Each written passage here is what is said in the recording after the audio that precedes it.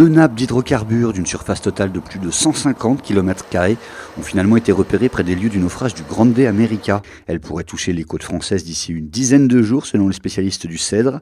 Le ministre de l'écologie François de Rugy est par ailleurs venu à Brest ce jeudi se rendre compte de la mobilisation des services de l'État. Plus de 200 marins brestois sont mobilisés sur le sujet, notamment sur la frégate Aquitaine et le navire anti-pollution Argonaute qui a appareillé mercredi soir.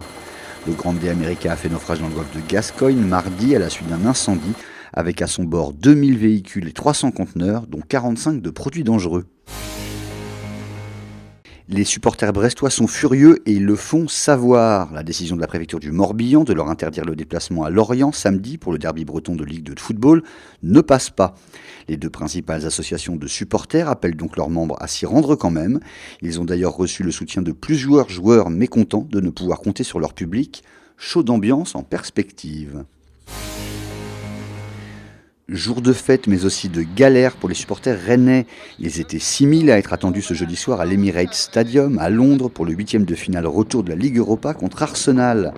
Et tandis que les premiers arrivés se chauffaient déjà, c'était plus dur pour des dizaines d'autres coincés gare du Nord à Paris par un mouvement social de douaniers et des annulations d'Eurostar. Coup d'envoi à 21h, on leur souhaite d'être arrivés.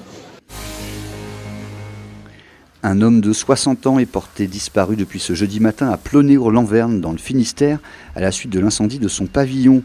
Son épouse avait pu être sortie du brasier par un voisin. Une vingtaine de pompiers ont été mobilisés et cherchaient toujours dans les décombres, dans l'après-midi, le corps du sexagénaire. Enfin, alerte événement, le nouvel album de Renan Luce sortira le 24 mai.